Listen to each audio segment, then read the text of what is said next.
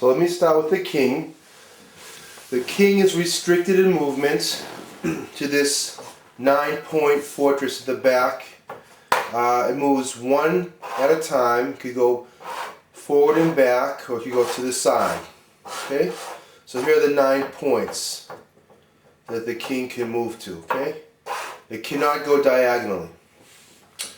Also limited to the fortress are the 2 guards, and they also move one at a time, but they can only move diagonally. Okay? So you see they're restricted to the fortress like this. The king can move one up and back or side to side. The guards move diagonally. One other thing about kings is that they act as rooks with respect to each other. Basically that means that kings can never face each other. If there are 2 kings like this, the red king could not move here, be in the same file, it can't face the other king.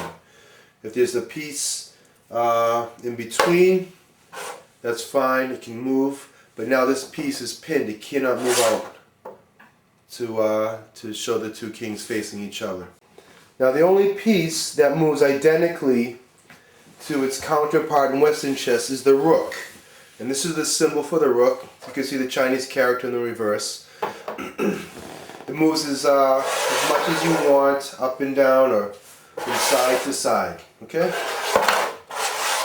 So if it were here at D4 and it's green's turn to move, it could capture the opponent's rook at D7, or it could capture the opponent's pawn at G4. Okay?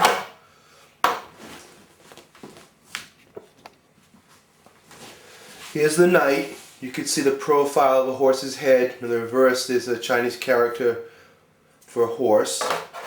And it moves similar to the knight of Western chess with one difference. Right here it moves, one up and one to the diagonally out. So if it's right here, let me place it right here, D4. I'll place a red piece wherever it can move. So it could come back here or here. It can move to the side like this. Okay. One straight and one out diagonally across the river, like this. Alright, so remember, it moves first, one straight and then one out diagonally. One straight, one out diagonally. The order is important because the piece can be blocked by either a red or a green piece. If there's a piece right here, it's blocked from moving to these 2 points. Once the piece is out of the way, here, it can move and capture this piece. Or it can capture this piece. Alright? Placing a piece right here doesn't block it at all.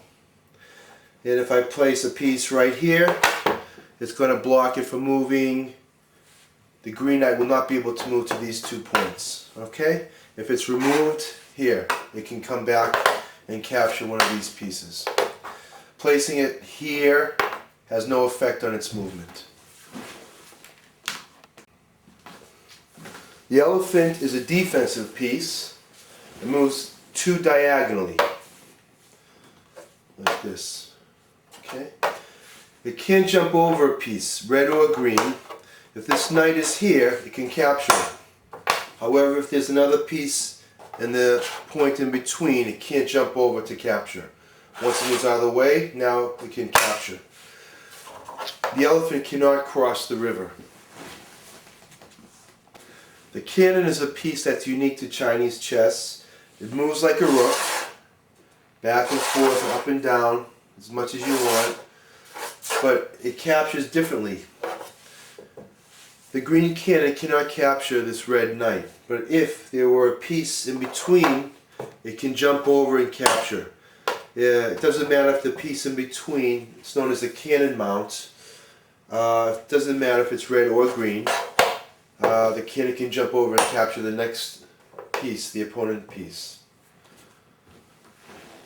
In this setup you can see that the green cannon can capture the red pawn that is at I4, can jump over and capture, or it can capture the red elephant at E8 right here. Those are the only 2 pieces that it can capture in this setup. The pawn in Chinese chess moves one forward and captures the same way it moves. Once it crosses the river, it can additionally move to the sides, the left or the right. And it can still move forward one at a time. It can never move back.